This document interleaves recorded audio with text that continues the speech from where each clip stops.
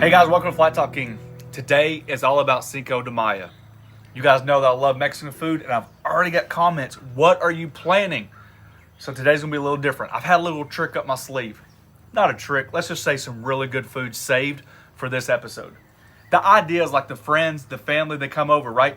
You wanna feed a lot of people at once. Everybody wants a little bit of this, a little bit of that. You want them to be happy. We're gonna do a tostada bar. Kind of like a twist on a taco bar, but we're gonna have 3 meats: chorizo, chicken, and ground beef. You gotta stay tuned.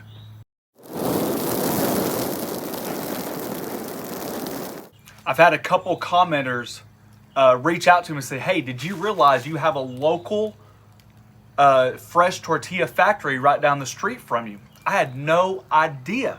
So we got these awesome little things.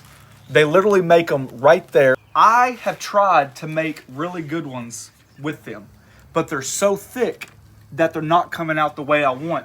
You're getting some chew to it. And from my experience with a tostada, you gotta have it crispy. It's light and crispy. So although these are absolutely fantastic, probably some of the best I've ever had, we're gonna set these to the side. I'm gonna use mission tortillas. These are yellow corn tortillas. Yellow corn. Okay. And they're just a little bit thinner. I think that's the only difference. These don't have the amount of flavor that the other ones have, but I couldn't get the other ones crispy. This is what I've been doing right here. A little dab in the oil. Remember, the oil's hot, right on the griddle. And you're thinking, man, that's weird. That's not traditional. Hey, I'm about as untraditional as it gets. But what happens is, as you guys can see these over here, you get like an incredible char to them. Now that, whoa, be careful, honey. Ooh, ooh. Nellie's in my way. Move, move. If you guys notice how brown and golden some of these get, but it's just really something you don't traditionally get. So I'm gonna show you guys a couple different ideas. I start them off on the griddle. Just take a little bit of oil. I've said it in one of my videos, the mozzarella cheese stick one. If you're gonna deep fry on the griddle, please do not use a thin aluminum pan. Oh, it makes me nervous just thinking about it. Just in case something happens. Flip them over. It's not about marks as much as it is flavor. Show us. So we actually did test this. Show us the ones that were just fried in the oil. That were just deep fried in the oil only? Yes, without on the griddle. See the difference? It's just got like a nutty flavor. And these are the ones that we fried from the tortilla factory, but they just don't have the crunch. I know you're thinking, well, you didn't cook them long enough. Well, it seemed like I cooked them forever. So it just didn't have that. See the difference? Yep. So what tortillas you use matter. I think so.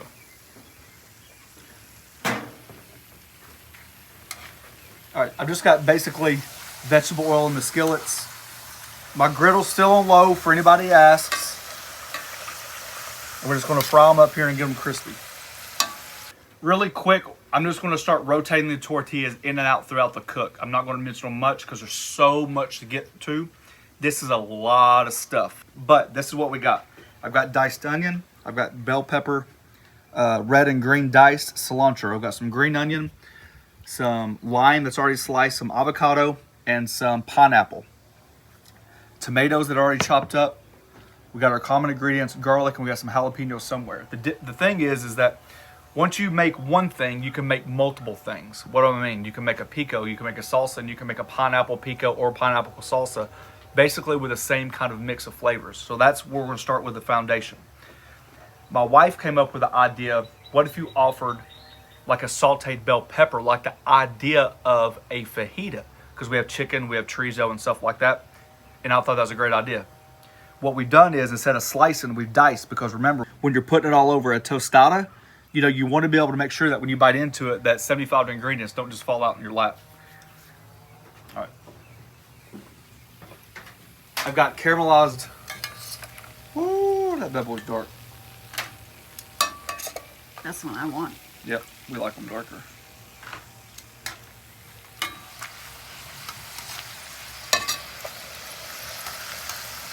All right, you see right here, I've got chicken fat again that I've rendered down, and some onion.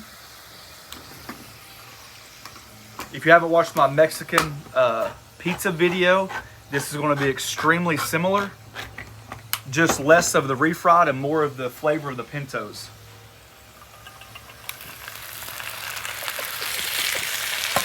So that is 1 can of pinto beans, not drained. Correct. Let's see. Fire roasted tomatoes. You can also use this in some salsa, and we will.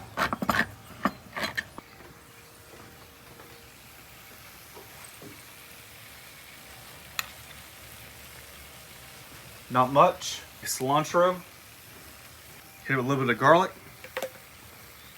Get some of your favorite taco seasoning.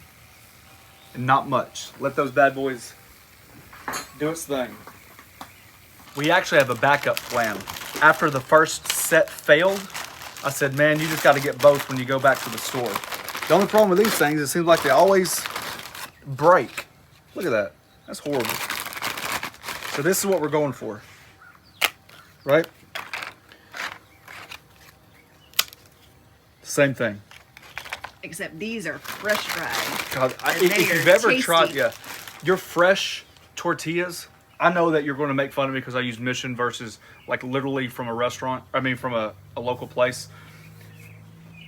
It's not the local place's fault. It's just the thickness of the tortilla. That has more flavor, but what we're looking for needs to have a little bit more crisp to it. All right, I just dumped the oil out of here. Just because we're going to cheat a little bit today. Rotisserie chicken. Now this was my wife's idea. She loves the moist, the soggy, intense chicken flavor that she gets on her nachos. If you ever want to know something about us, because we don't communicate a lot about like our personal life, my wife is 100% nacho.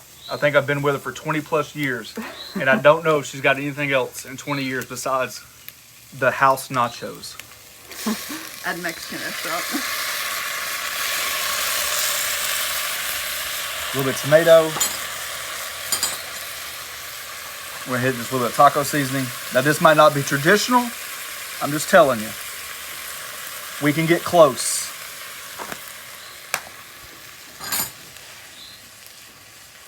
A little bit of cilantro. A little raw onion in there.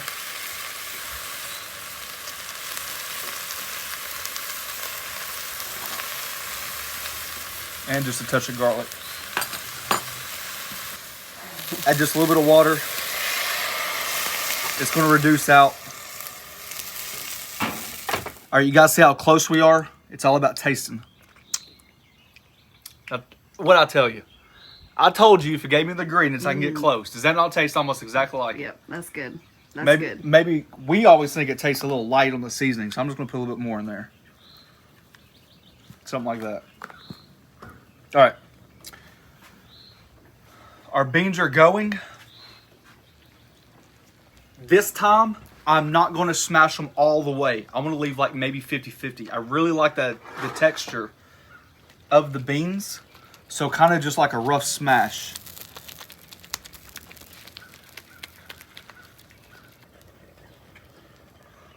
It's gonna be hot.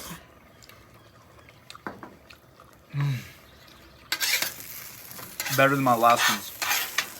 On the Mexican pizza, better.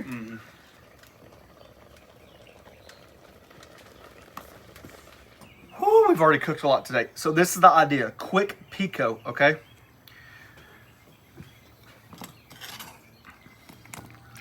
We use this stuff all the time, so I'm not scared to make a bunch, okay?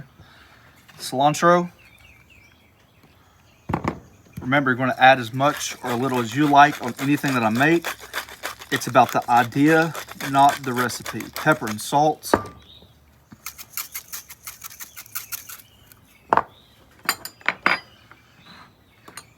Come back in and hit it with a little bit of garlic.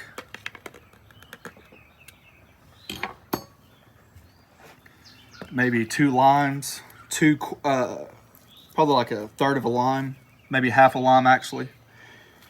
I like the lime. Little green onion. Some of that raw onion. Got a little jalapeno. You're gonna make it as spicy as you like. And that, in a nutshell, is a fresh pico. Okay. It's important. It would be better if you planned this out and you made it the day ahead. The flavors just marry so much more together. I think I like a little bit more cilantro. So we talked about building blocks, right? How simple ingredients can be passed on and you can make quick things after this. So this is the idea. Take some of that pico. You can add peaches. You can grill the peaches. You can grill the pineapple. You can leave it fresh. You can use mango. And there is a little fruit pico right there. Right? Same ingredients, just adding one ingredient. And there you go. A little fresh twist on a pico. I've got some black beans. I'm just going to show you really quick. You can make a quick black bean and corn salsa. I've drained my black beans. I'll just put them back in the can. Kind of like a 50-50 mix. Come back in with that fresh pico. And then I'm gonna hit it with, remember those fire roasted tomatoes?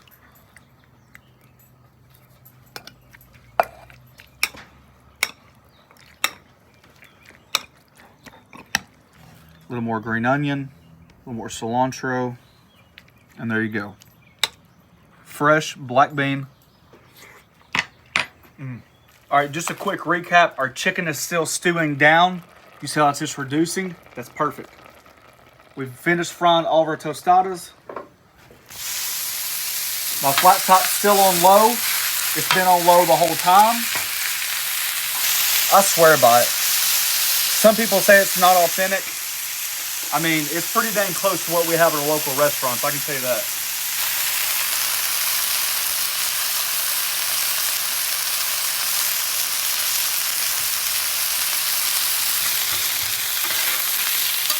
Although the chorizo is already pre-ground, I'm not looking to ground it up a lot. I like the chunks of chorizo.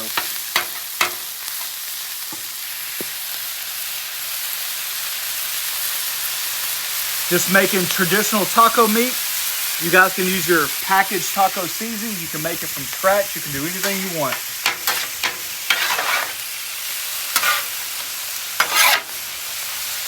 You guys see all that grease coming off?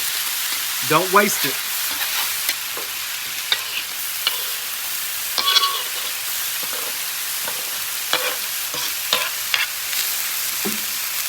Come back in and hit those vegetables just with a touch of lime. Yes, I know it's not fajita seasoning, but you get the idea. It just brings out a little bit of the flavor. All right, see how the chorizo is still chunky? That's just a personal preference. That's how we like it.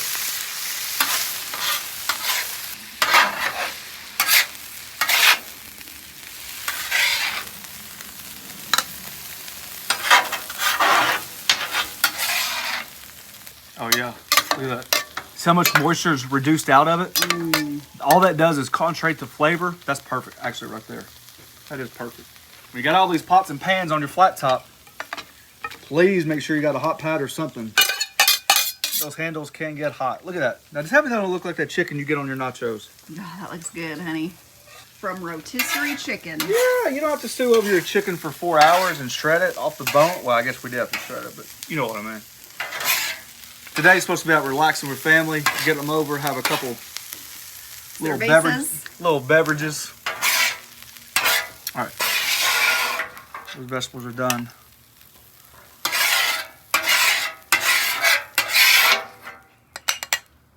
All right, guys, there you go. I know it seems like a lot.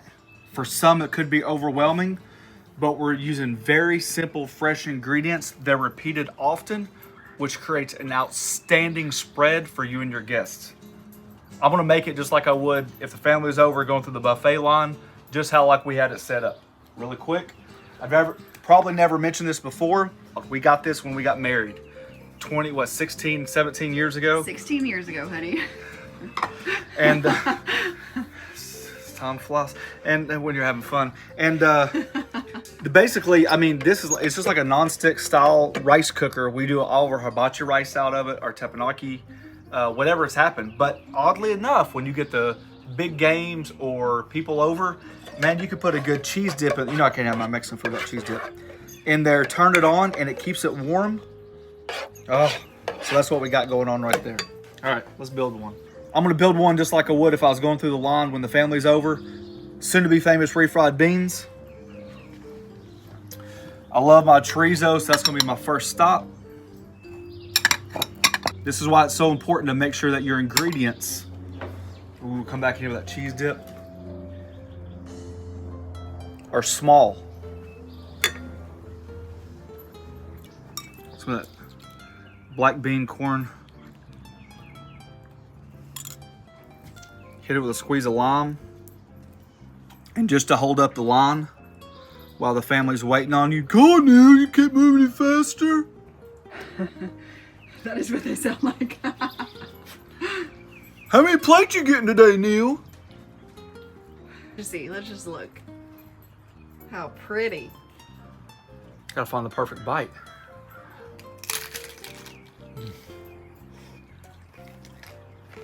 Saving that for later, honey.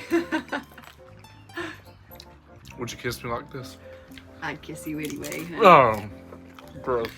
Really quick, if frying your tostadas worries you, don't forget you can always just warm up tortillas on the flat top. You can do crunchy shell tacos.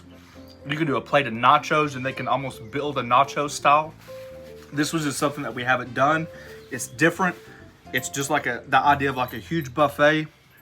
Happy Cinco de Mayo to each and every one of you. Thanks for watching. Don't forget to press that subscribe button. Hey, tag us on the Griddle Group at Facebook. Let's see your spread and see what you guys are cooking up for the Cinco. Peace.